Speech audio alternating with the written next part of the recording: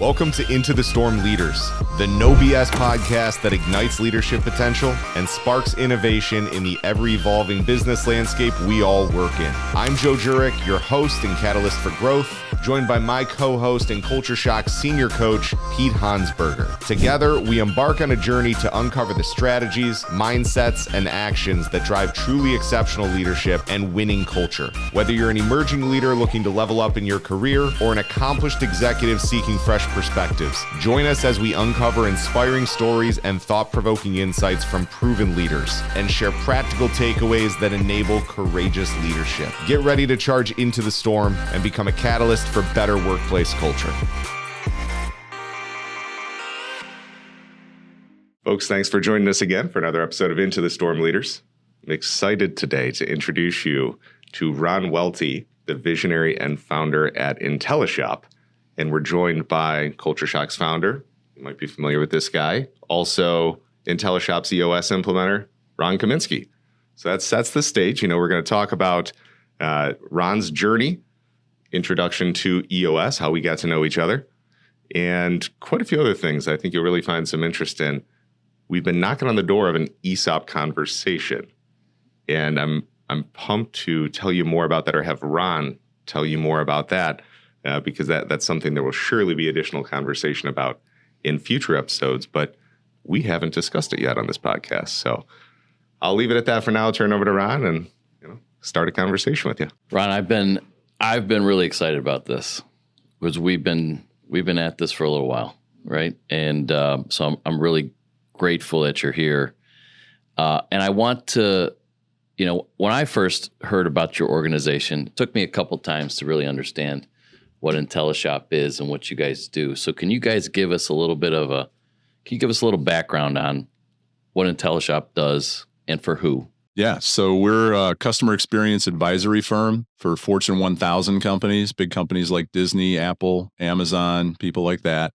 We basically help them collect a lot of data on the customer experience across omni-channels, distill the data, and then we spin it up into advisory and consulting and help them understand what to do with it to affect change and improvement. And you guys are headquartered out of Toledo? Okay. Yeah, we're in the Toledo area. Believe it or not, we do have suburbs, and one of them's called Perrysburg, and that's where we're at. So how did you even get to start IntelliShop? Give us like the elevator version of how you got to where you got to. Yeah, so long story short, I worked for a couple other companies. One was a huge publicly traded company that was pretty brutal, and I didn't enjoy it after my smaller company had been sold to them. I jumped ship and went to work for another company that actually did something similar to what we're doing now on a simple level.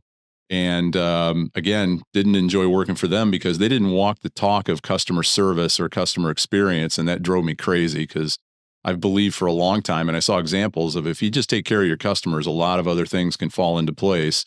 And it just always feels like the right thing to do. So I was having lunch with my dad's cousin one day who owned a bunch of staffing agency offices in 3 or 4 states. He wanted me to sell him on our services. And at the end of the lunch, he looked at me and said, "Hey, did you ever think about doing this on your own?" And I said, "Well, funny you should mention that." And he says, "We'll put together a business plan. And if I like it, maybe I'll give you some money." Long story short, I got very lucky and he did. How long ago was that? And give us an idea of, the number of clients you guys are serving now, size of team, et cetera. Yeah, so we opened our doors formally on June 1st, 1999. So it's been 24 and a half years, and started off with no clients, no field evaluators, or what were called mystery shoppers back in the day. I hired one employee, great gal who I thought would be great on the telephones and answer the phone and make us seem like we're a lot bigger than just me. Sure. And handing a phone call off to me. And today we are about 40 employees, team members, based all over the country. And we serve about 120 unique clients across any 12-month period. I've got to imagine these clients of yours have got challenges regarding customer experience, especially with everything that's been going on with COVID, post-COVID, et cetera. So how are they using this information? A couple of ways. The first way is they just want to understand what the customer experience is like always, especially these days when the environment's been pretty challenging. Recovering from COVID, difficult to find employees, things like that. So we help them understand that, collect a lot of data, do a lot of in-field experience research over the phone, on their website, the omni-channel approach. And then we analyze the data pretty deeply and take it back to them to help them really understand it and then do something with it. The other thing they're using it for, though, is to attract employees because our programs and our work can be used as a incentive and a motivator. And we teach them how to do that as well. And they can reward their employees, their managers, whomever they want to via the results of our work. And it's magic when that happens because they always see an improvement. They always see happier teams. They always see better performance and customer experience when they tie rewards and incentives to it. Yeah, that's fascinating. I think part of any EOS implementation we're trying to help clients through, it's, hey, do we have systems for feedback from our clients and employees so we always know their level of satisfaction? So in a little while, I want to ask you about small companies, but we'll save that for a second. Can I hit on something too? Because when you're talking about that lift, when there's a correlation between rewards, we run into this a lot when we're seeing what is the largest swing in retention and engagement. And often it's that acknowledgement, it's the leadership involvement, but kind of the high five, the recognition of somebody's existence on your team, especially when you're geographically dispersed around the country. Would you say that it is that individual acknowledgement in connection with the total company performance, or what does it actually look like when somebody does tie rewards to the customer experience or what you're kind of doing some analysis on? Yeah, it's very custom to each organization. So they can make awards based on the entire company performance across customer experience. They can do it down to the individual store level and every level in between. Sure. It's very cultural as to which company wants to do, what with their rewards and incentives. What we have found is it doesn't take much. It doesn't have to be a budget buster. It can be something very simple, including just a pat on the back and just a verbal recognition, because sometimes kids these days that are on the front lines don't get that anywhere, right? Parents, school, whatever. Employers are often now the only place they get any kind of customer service training or even dealing with other people sometimes if it's a physical location. So tying any rewards to it really shows that nice bump and helps to make it stickier to keep people around. Sure. Yeah, I've seen a lot of places where the only rewards or recognition are tied to sales. Yeah. Or the KPIs, right? So finding ways to still acknowledge, to celebrate, I'm sure has a huge effect on different departments and such. Yeah, there's room for both, right? Like sales and other KPIs are pretty hard metrics to look at. They're very black and white. It's a number and you're either on it or you're off it. This is a softer metric, which traditionally people found difficult to reward around. But we bring data to the softer metric. And so they now have data that they can use, and it's either yes or a no type of situation. And then they just use their own culture and judgment on what they want to do. Sure. So in a lot of ways, shop some of these locations, right? Yeah. How do you get to all these locations? How do you have the footprint to so do this over for large 24 and a brands? half years, we've developed our own proprietary panel of field evaluators, as we call them. And we have about 1.2 million currently in the panel. They've all opted into us. We have permission to text them, email them, whatever we need to do to send them offers of work. We communicate with them a lot. They're all over North America, US and Canada. They sort of mimic the population. So in big cities, we've got lots and lots of people. In very small areas, rural areas, we have very few people. And we purposely rotate them for quality purposes. We often have to match up demographically. So income, education, things like that. We've done things in the past where we're helping either banks or people like that or government agencies to do things like racial and age discrimination testing. So we have to have a pretty diverse panel for that type of thing. And we've built it over the years through, I think they come to us through our advertising that we do, because they use a lot of the same search terms that potential clients do and a lot of word of mouth. And one of the things I'm most proud of now as the visionary and owner of the company is we have won our trade association's awarded by the shopper community 10 years in a row as being the best company to work for. Wow. So what do you think you guys are doing differently that gets you guys that recognition? I think we take very good care of them. They're a big part of the conversations we have in designing programs with clients. We're very upfront with them and clients about what it takes to get a person to do an evaluation and how much they're capable of doing, whether it's something that they need to do by memory or if they have the ability to write it down a little bit and make notes. We grade them following each evaluation. So we give them a lot of good feedback, and it's constructive. It's not subjective. It's very objective because it's a scale that we've created that 10 is literal perfection. A 0 is literal, just, awfulness, and you're not going to work for us again, probably. Sure. And then everything in between. And most of them appreciate that because they like knowing where they stack up and what we thought of their work. And we give rewards and incentives to them occasionally as well for a job well done. Nice. Yeah. You came to EOS. Yep. And thought at some level it could help you, right? Yeah. So can you kind of take us back to how you found EOS and why you were in pursuit of it in the first place? Yeah, I was 2016 or late 15, and I was going through one of those periods that all business owners do where you're a little frustrated with your own business. And at one point you kind of smack yourself in the face and snap yourself out of it. And you're like, okay, there's nobody back here to blame this stuff on. So you got to figure something else out. And I was trying to figure it out and I couldn't. And I'm getting on a plane to LA to go see some clients. And I read, I want to say it was Inc. magazine. It may have been somewhere else, but there's a little blurb about one of Gino's books. And it literally spoke to me. Like I've never had that happen before, right? It was almost a weird experience in that regard. And I thought, okay, I got to check this book out. And the book wasn't Traction. It was the first one, Get a Grip. Get a Grip, the Fable. The Fable. Yep. Mm-hmm. It starts off with this like great rambling story. And I was like, oh, I got to read the rest of this now. It was great. Mm-hmm. So anyway, I really enjoyed that. On the way home, I bought the other book on my iPad and read that on the plane. Traction at the time were the only two. And by the end of the plane ride, I was like, I'm doing this. But I think in the book, it says you got to ask your team and get buy-in. And I'm like, yeah, I'm not a big buy-in guy at the time. So I'm going to make them think they're buying in, but I'm doing this. Right? Like I just knew it was going to work. Right. Or I had great hope, I should say. Well, you made it further down the book than most visionaries. My experience has been most visionaries read chapter 1 and say, we're doing this. So the fact I was on a plane. You got through 2 books. Captive audience with nothing else to do. So. Right. And Gino's a pretty good writer. So it worked out pretty well. But so I called his office, I guess, the EOS office at the time, and got a hold of probably his assistant and asked to speak to him. And I think I got laughed at.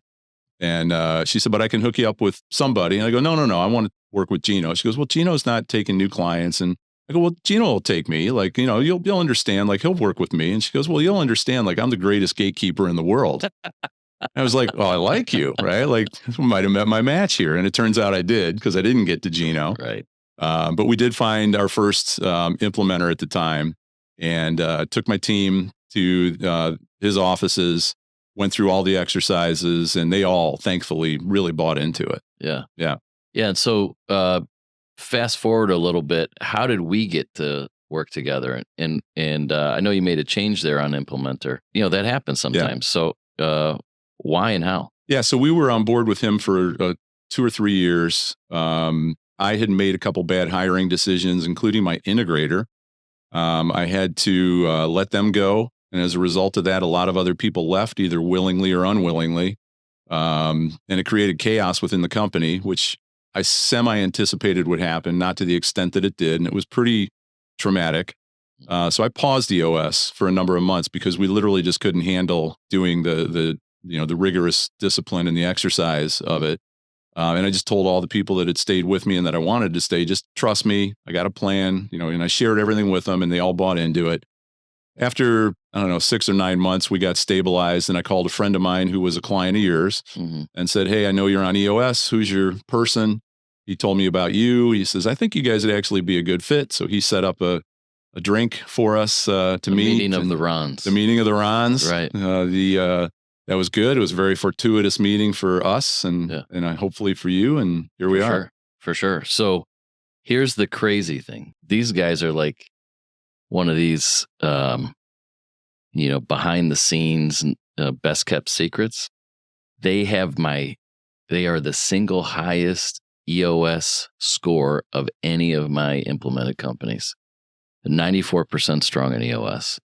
So before we get to talk about the good stuff, is it true that you've been through 3 integrators? I've been through 2, and I'm on my 3rd. On your 3rd will be my last. Right. So we'll be your last. Right. He's great. Good catch. So that had to be an example of a great storm or multiple storms you had been through. So, how do you weather that? Whether going through different integrators. Yeah, how do you weather that? I mean, that's got to be pretty deflating. Yeah, my style is I definitely look at myself first and always in that situation. Like, how did I screw up? What did I miss? How did I fail? I do get my key team members to interview high-level positions like that with me, but I take 100% of the fault on that.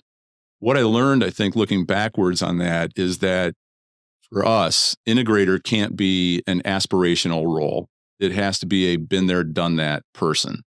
And my first two, there was a lot of hope and aspiration because of their track record and other things that they could grow into this. And they couldn't. And so my style has always been, it's very humane to get rid of somebody that's just not working out for both parties. Sure. If you do it in a very humane way, a very human way, with a lot of thought about their experience in that. And if you do it the right way, then it's as soft as it can be. But ultimately, it's on them that this happened. Not necessarily on you as just some ogre boss concept.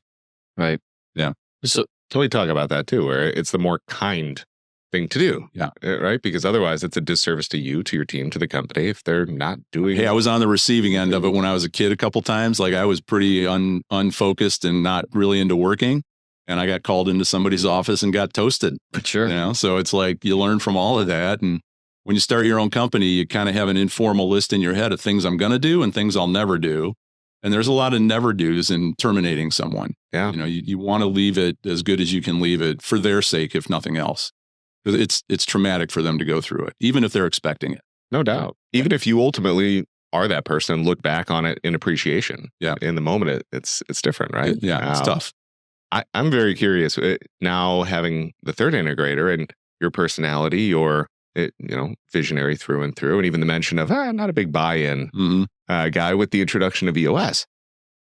What has been, aside from the people aspect of the other integrators that you had, like that dynamic, that visionary integrator dynamic, in a nutshell, I mean, would you say there's been something that's been most challenging with the role, that complementary visionary integrator role, outside of just the people that were in it? And then also something that you've found most valuable? So it's difficult to let go of the vine as a founder visionary, especially until you build up a high level of trust. Gino helped me with that a little bit at a conference where he called me out in front of about 1,000 people. And if I'm allowed to say it, I said, so how do I let go of the vine? He goes, just fucking let go. You are allowed to say that here. All right. Yep. Right on. And I was sitting next to you when he said that. That was a pretty big message, right? Yeah. He was like, who the hell is your implementer? Because this guy should be helping you with this stuff, right? So that really helped me. And I have become a big buy-in guy during this EOS and other things I've gone through the last, many years. But at the end of the day, there's one leader in a company. And when a decision has to be made, like, I know integrator is supposed to break all ties, but ultimately I'm still the owner. And 70% now, there can only really be one of those, and I still believe in that. But we're pretty pure on EOS, as I think Ron would attest to in all areas. But he's great. He's a great integrator. He understands our roles completely. He is a very humble guy. He's tremendously smart. He is very respectful of my position and isn't one of those guys that comes in thinking, well, I'm the integrator and you're the visionary, so you just get to go play and have fun while I stay here and make the trains run on time. Like, he totally understands, like, my stuff is as important as his, and that I'm as good at what I do as he is. And he's very respectful of all of that. And I just can't say enough good about him. Yeah, we're talking about Jeff now, your current integrator. Talking about Jeff. Yeah. His last name will remain anonymous for recruiting purposes. So. Great idea. So I want to go here. You found Jeff in another kind of inside of another storm. Yeah. So can you talk to us about this? We actually, I'll let you jump into it. So give us the backstory. I had a longtime friend and friendly competitor in the industry that we had informally mentioned over the years, hey, we should think about merging, something along those lines. And at one point it got more serious and we actually started going down that path. And we got pretty far down the path. And to make a very long story short, just turned out not to be a good fit for either one of us.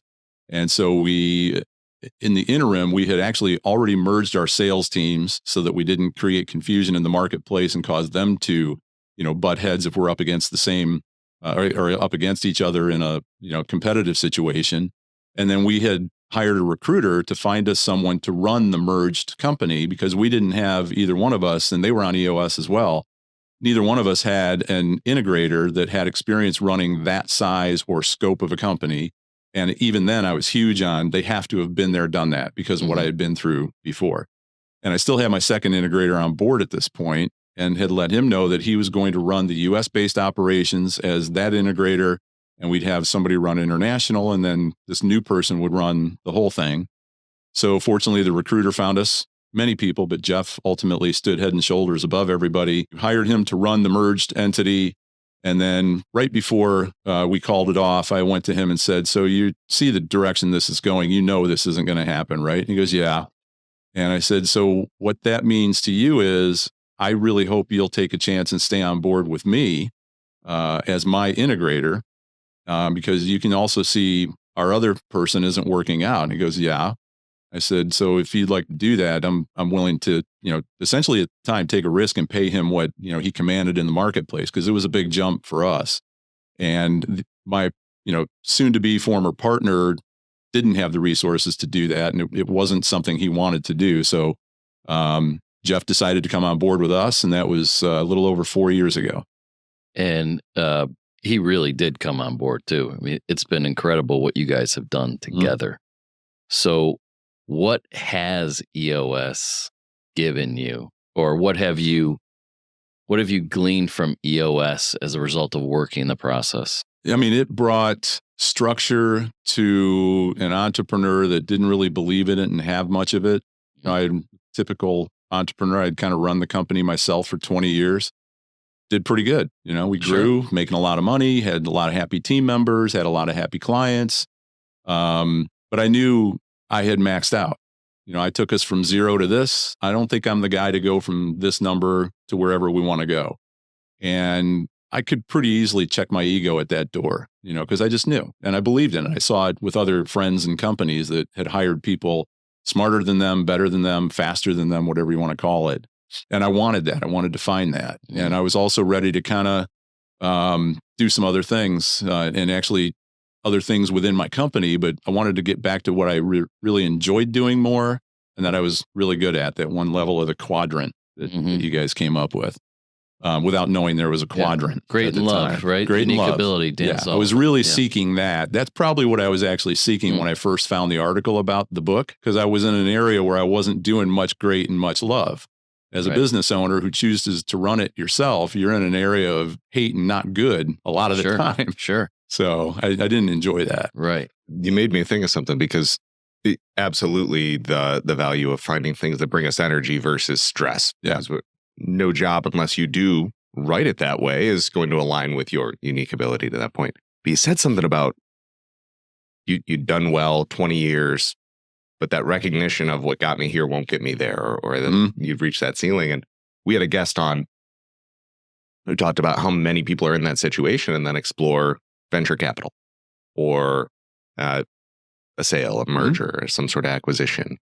So for you, finding EOS as that way to keep it going, to raise the ceiling a little bit, was there consideration? Were there other options at that time that you were exploring?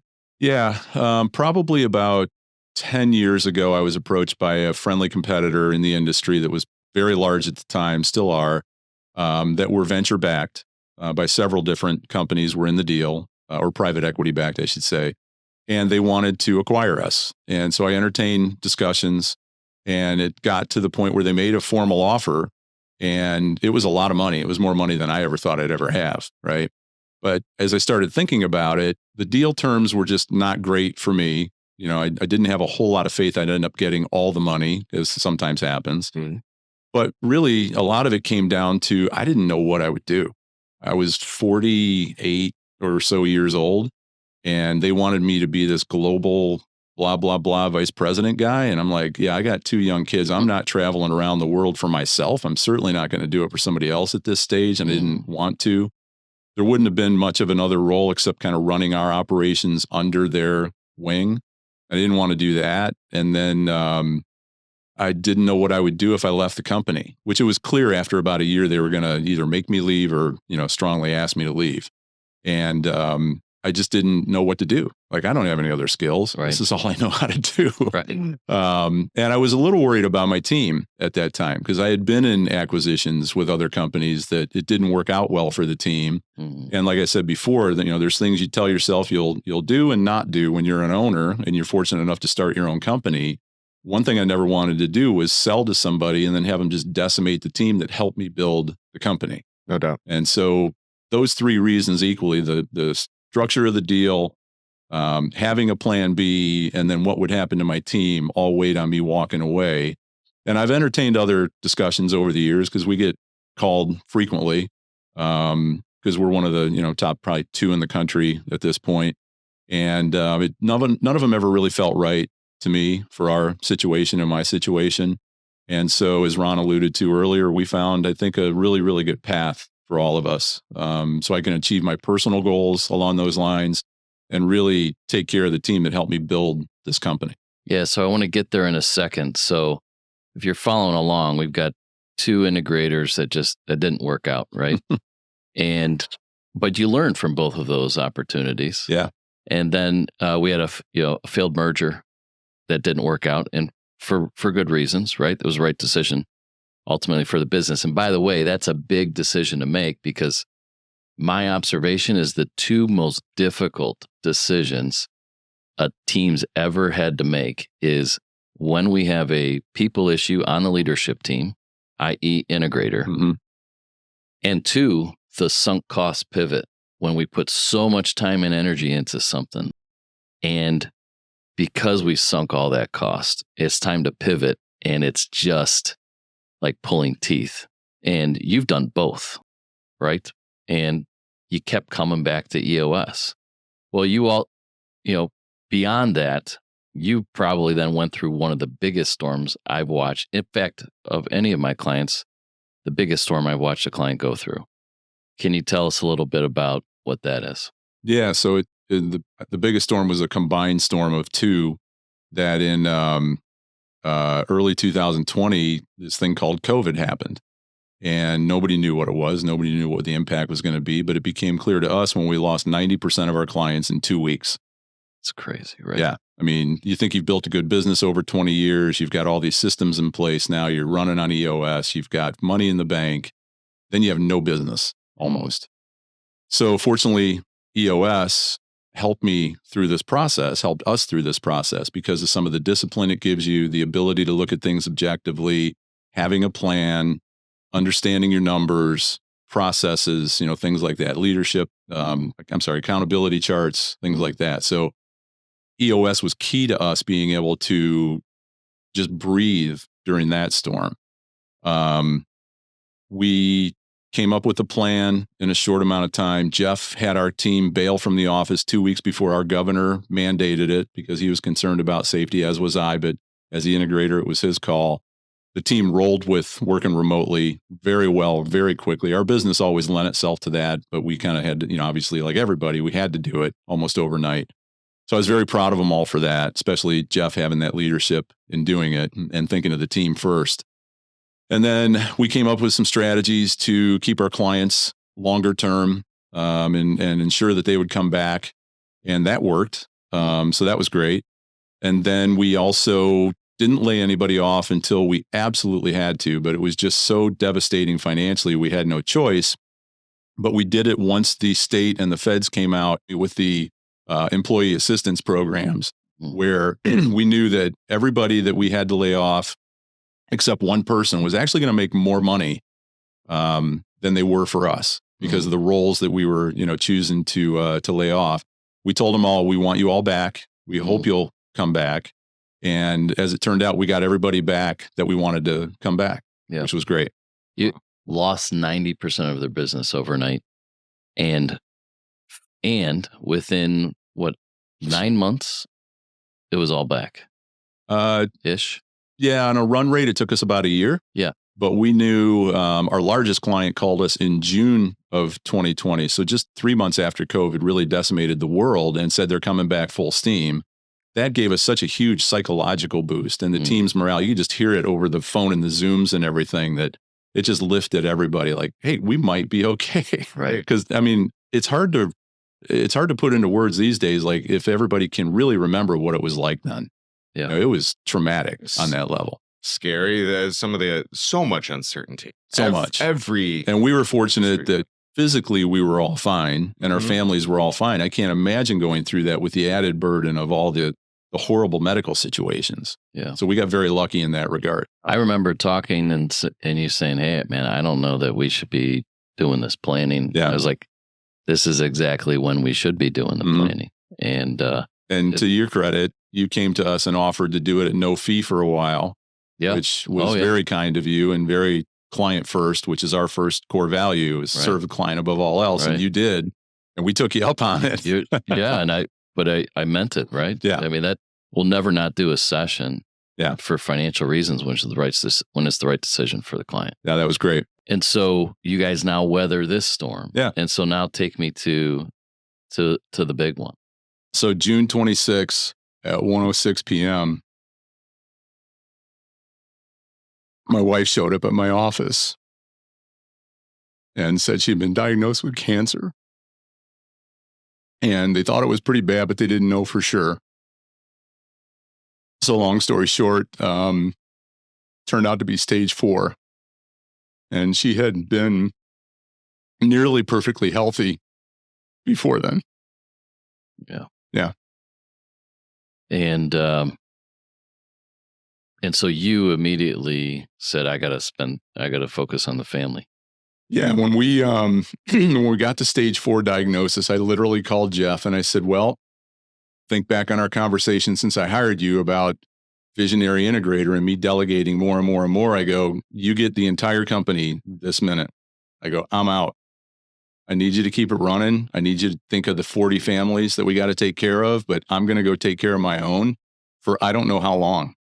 And if you have some big bomb ticking that's going to go off, by all means, call me, but nothing short of that. I have to focus on this. And he did. And I mean, and you talk about having to delegate. I had to delegate. And you talk about having to absorb it. He did it in spades. He was amazing. Right. Yeah, I watched, I got to witness your leadership team led by Jeff really just step up and just take it over. Yeah. Right. And so I know that's got to be one of the hardest things. It's one of the hardest things I've ever watched a client go through. And we're sitting here today. What are you most proud of? I'm proud of how she fought for so long and so gracefully to the very end. It was beautiful. And I'm proud of my team for thinking enough of us to let me go do what I needed to do. And I got to spend all the time I needed to with her and wanted to. Yeah. Yeah.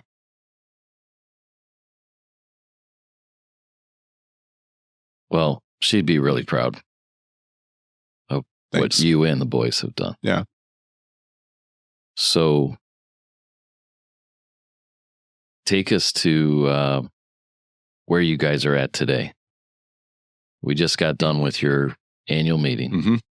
You guys came in at 94% strong on EOS, biggest year ever. What's next? Yeah, so we're having a team meeting tomorrow where we're going to celebrate the year and update them on our 2-day annual session, as we always do following one of these. We had a record year. We're almost double in all of our numbers compared to pre-COVID, which I'm super proud of the team. I'd like to take some credit for it, but I was gone most of the last 3 years, taking care of Lori and our boys. So where we're going is, we're now one of the few companies in the world that can serve Fortune 1000 companies and look them in the eye and say, we can take care of you at a high level and actually do that. And so, through the EOS discipline and process, that's all we're focused on now on our parent company, IntelliShop side, which is really going, trying to find more of those Fortune 1000 level companies of that size who are willing to invest in customer experience, evaluation and improvement, and help them understand our story and how we could probably help them, if that's an initiative of theirs. And then we also, around the time of COVID, we realized that a lot of our incoming leads for IntelliShop were being turned away because they weren't large enough for us to want to work with financially, or they wouldn't commit to a length of engagement that we would like to have. And it was a substantial number, 60 or 70% of all those leads. And so we thought, well, how can we solve that issue? So long story short, we created a product that's called Customer Optics that serves the small business community's customer experience evaluation needs and lets them go onto a website. And with IntelliShop's 24 years of experience, we created a bunch of pre-formatted questionnaires that can evaluate their business no matter what it is, because we're in every consumer-facing industry. And so we have probably 15 different restaurant forms. We have several different forms for different levels of retail, car dealers, banks, every consumer-facing industry we can help. And they can go onto that website. They can add up to 5 of their own questions to make it custom to them. They can pick their locations very easily. We tied it in with Google Places, so it pops up and auto-populates for them. They can pay with a credit card, so it's very easy. And in literally less than 10 minutes, they can set up their own program. And it's a very unserved market because the competitors in our industry want to go after the same level of clients that we are. Very efficient to serve larger clients as opposed to a lot of smaller ones. But this is an automated platform that really serves both sides of the equation really nicely that way. And you guys see a lot of opportunity in that market, right? We do, yeah. And, it's a SaaS business, and so it scales very easily. And we build a lot of automation into it. That on the IntelliShop side, we're still doing a lot of things manually, which is appropriate because it's a different quality aspect that we have to bring to some of those larger organizations. But we still deliver a very high quality evaluation and data to the small businesses as well. And already we've served more than 500 unique customers, and we have more than a 50% reorder rate in that business. And we haven't spent anything on marketing yet. It's incredible. Yeah. Yeah. And so if you're a business to consumer company, we'll make sure we've got a link on there, small, big, medium, etc. Backed by one of the best in the country on the continent. So we've been alluding to this the whole time that you've gone the route of a partial ESOP for your organization. And just so everyone's on the same page, employee stock ownership plan. So essentially you sold some of the business to the employees. Yep. So why? And, can you talk a little bit about that process and what got you to that place? Yeah. So I was a little familiar with ESOPs over the years, just as some of the reading you do as an owner. And, eventually you hope to be financially successful, and what are your options? And I've had people approach me, and then a good friend of mine who's a client of yours did an ESOP a few years ago, and I really learned up close what that was all about. And going back to my philosophy of wanting to take care of my team that helped me build this company, because I'm very fortunate. I've got my longest tenured team member is 22 years, and out of our 24, we'll have another one at 20 years pretty soon, and there's several at 10 or more.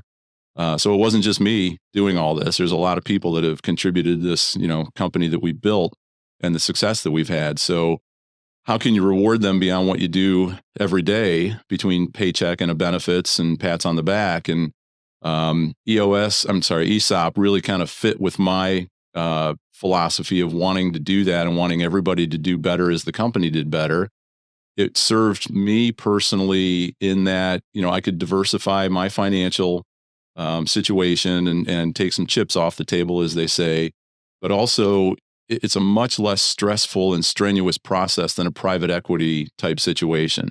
It's not tremendously competitive or antagonistic. It went, thanks to the company that we use as our consultant in that, it was very smooth. It was very stress-free for me to go through it. My team did that. I let 2 or 3 people in on the knowledge that I had to, because I don't know how to pull reports out of our systems in some cases, and they had to be involved to pull financials and things like that. So they put in a lot of work, which I'm grateful for. And, this is a good way to reward them and everybody. And now we still have the option of, if somebody does come along and wants to buy the whole company, we can still do that. They just get a nice chunk of that, which is great to think about and how that could change their lives. If not, we're happy to keep plugging along for the next 24 years. And whenever somebody wants to retire, they'll have a much bigger account that they can go have fun with at that point. So was this something you had in the works before you got into that whole storm with what Lori was going through, or was this one of the catalysts that pushed you in this direction? I had discussed it with her. Yeah.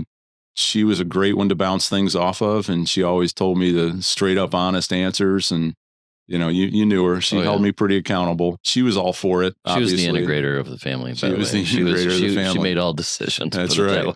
Absolutely. She was all for it. Her personality was very similar in that regard, and she would want me to take care of our team like we are. Yeah. And so I didn't have it formally going on then, but I probably started this process a year and a half ago, and we just closed on it about a month ago. And so what kind of response did you get from the team when you shared that?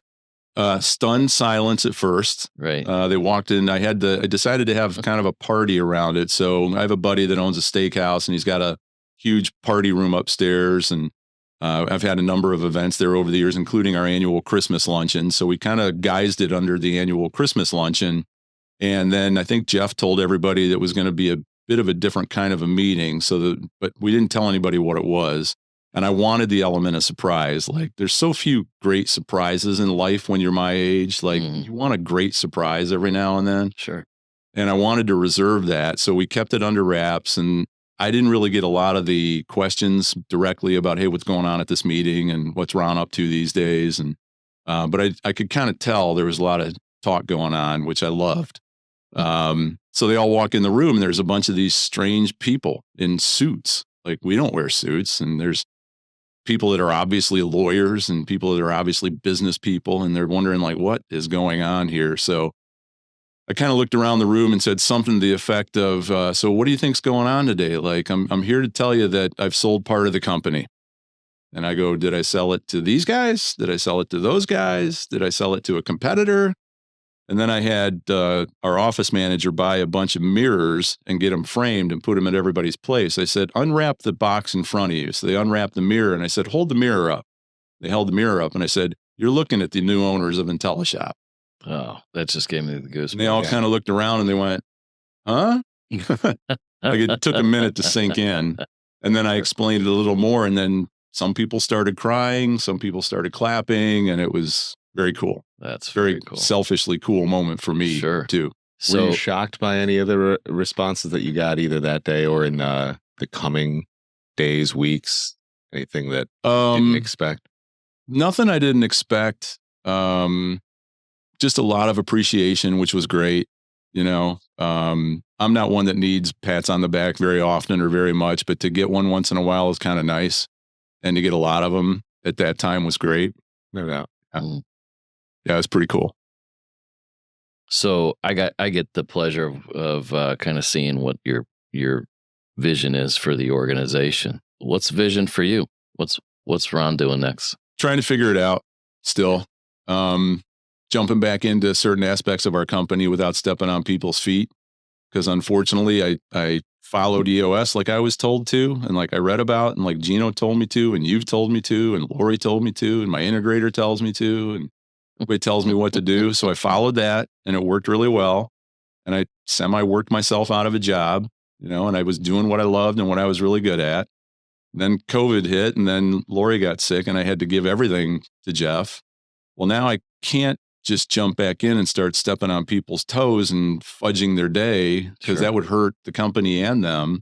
And I would know that I'm doing it, and I wouldn't enjoy that. So I'm trying to find, that sweet spot where I can do what I want, do what I love, and be most effective for the company without stepping on toes and, sort of taking stuff away from people that they might love doing. Sure. And I think thanks to the last 2 days, I think we figured out what that's going to be. Yeah, it looks great. So professionally, that's going to be it. And I'm going to focus a whole lot on, to me, it's much more important to retain clients than it is to sell new ones, and I know financially and everything, people have numbers and case studies and all that, but it just feels better to me also. Like you're loyal to them. They're loyal to you. They put we have a client that's 22 years with us out of 24. We have a few that are 20, which is amazing in this day and age to me. So I want to make sure we keep doing what we need to do to earn their trust in their business and that we never take them for granted. And I think that's my role as the visionary and the founder and still 70% owner. Sure. I want to focus on our small business product because there's a lot of people that are out there that need help and they don't know where to get it and they can't get it. And I love I am a small business. We were a very small business for a long time. And I get to see both sides of it. I see these huge, really cool organizations with these awesome brands that you've been impressed with your whole life from the inside. And then I get to work with all these small business people that are still a lot like me, which is kind of cool. So I'm focused a lot on that. And then personally, my boys live in, again, we always talked about raising your boys to be independent and, well, I got one in San Diego and one in London. So careful what you wish for. Careful what you wish for. So yeah, I'm just, how do I spend more time with them and make sure that I help them keep getting through this trauma that we've all been through. Yeah. Yeah. I think there's so much with that. And for many listening to this, it could very well be the first time that they've heard of an ESOP.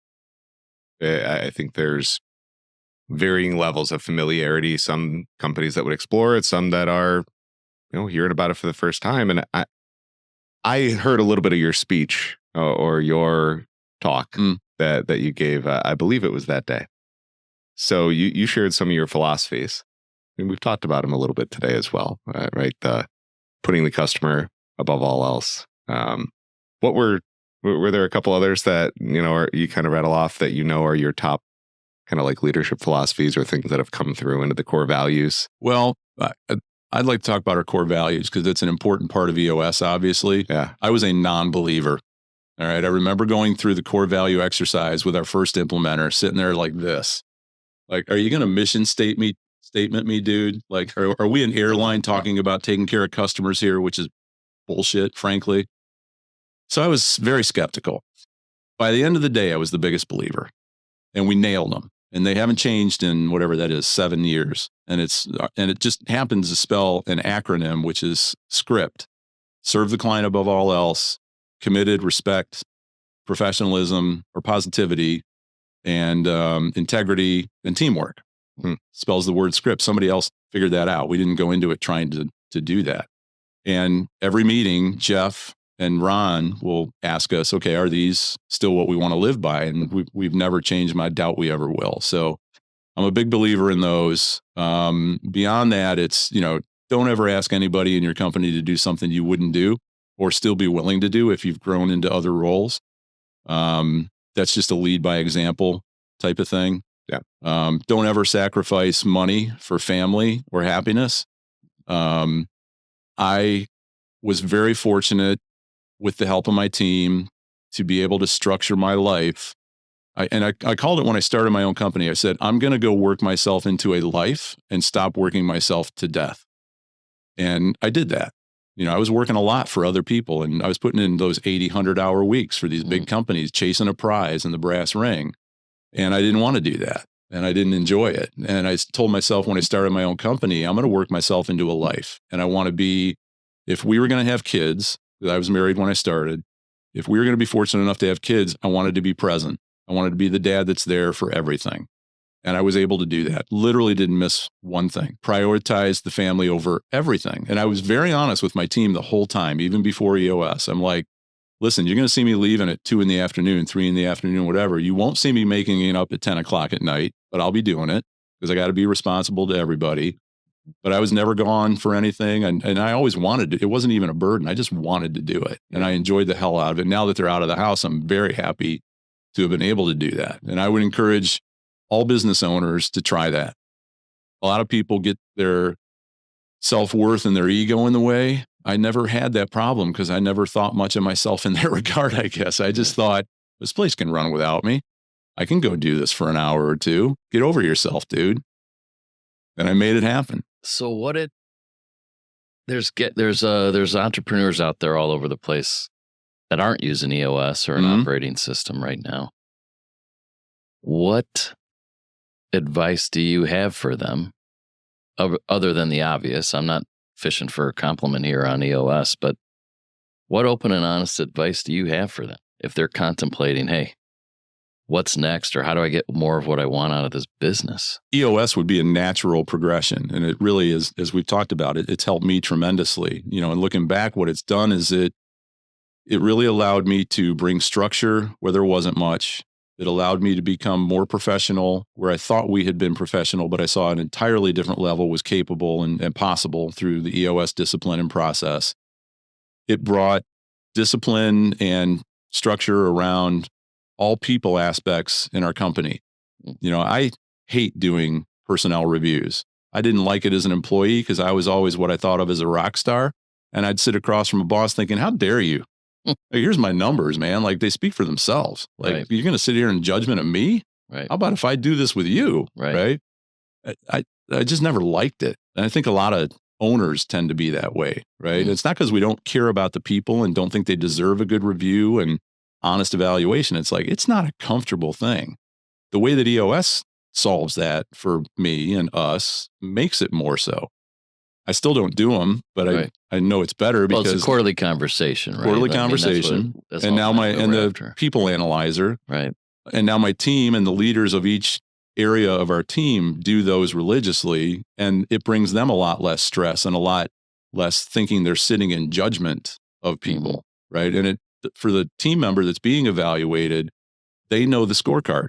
Here's what it's going to be. You're being evaluated on this, not some ethereal, subjective thing that some person got promoted into this role and now they think they can just judge you. Sure. It's very objective and it's great. So there's just a lot of boxes it checks. Like I said earlier, if you're kind of frustrated with your business at some point, you got to find a way out of that or you're going to make everybody miserable. And then you're going to have a bad business and you might lose your business. So what are other operating systems are out there that you could look to adopt? I don't know of any because I never got past EOS. It's been everything we needed it to be and more. And I could say we probably wouldn't exist as a company today having to go through COVID and then my personal situation had I not adopted the EOS discipline and processes and had a little experience with them by the time those two things hit. It would have been very challenging to weather all of that. I think of by the way, selfishly, your story is really the reason why I initially wanted the vision for this podcast was entrepreneurs and leaders sharing their experiences, their storms and lessons learned from those with people in our community. And really appreciative of you being willing to do that. Happy to do it. It means a lot. Yeah. I mean, you hear the old adage that it's lonely at the top, which I don't buy into that one. But what I do think is that you're a bit on an island in that nobody really understands what you go through unless they're a fellow owner. It's just like what I went through with Lori. You can't really grasp it until you're in it. Right. And we've had friends that have had serious medical situations and, very similar things. You think you understand it. You don't until you're actually in it. And being an owner can be similar in that you just have to be in that seat and understand everything that comes at you and that you're responsible for and learn how to deal with it and breathe and run a family and think about 40 families. You can't do that unless you're actually doing it. And so to have a community where others can talk with each other and understand that, I think is very valuable. Sure. So good for you guys for doing this. It's great. Appreciate that. I've loved every minute of it because I get to learn, listen. We met a couple times briefly, right? And Ron, the team here, through some of these storms, everything else, I felt like I knew you without knowing you too well. But just some of your story with what you prioritized, I can see based on hearing the philosophies and the core values and how they stuck, or you were like, all right, I'm an advocate for this now, how they're actually used as a filter, the ESOP's a no-brainer. It makes sense then. Yeah. Right? I'm sure there's some benefits that you anticipate or predict coming down the road, but that wasn't the motivator for it. It was what was right based on that. But what you said about putting family first and just your own, never putting money above that, and that work myself into a life rather than working myself to death, stuck with me because I'm indebted to you. I'm grateful for this team here, not only because I learn at an insane rate from some brilliant people with their own experiences and stories, but that EOS life is what grabbed me. Do what you love with people you love. Make a huge difference. Be fairly compensated with enough time for other passions. And in a nutshell, I mean, the way that you described it, when I was first introduced, it's like, oh, that sounds real great. I'd love if that was a reality. But there's that like accountability that, where it is possible. Yeah. Right. And for the first time I saw that because I was going down a different path. Right. And I luckily caught it early enough. My wife is my integrator as well. She saw it a little before I did, but I didn't necessarily want to listen. And for some of the same reasons that you've shared, like that resonates with me in a big way. And your story inspires me, so I'm sure it will for the listeners as well. And by the way, speaking of other passions, I've got to say you've obviously got some time for some others because I've seen your short game. So the wedge play as well as the putter is like a magician over here, right? So sometimes he has to slum it and play with me, which I'm appreciative. Why you've been working so hard this past year to lower it? So anyways, thank you, Ron. I really appreciate you telling the story. I'm sure people are going to be better off for it. And let's treat this as part one. I'd love that. I enjoyed it. If anybody out there wants to chat about any of it, put my phone number up on the site, and I'm happy to share anything I can. I've stolen a lot of ideas and experiences over the years from others. It's been my MBA program essentially. So if there's anything I could help somebody with, I'm happy to do it. We'll definitely put your contact info out there. You can also check you out on LinkedIn, connect with you there, of course.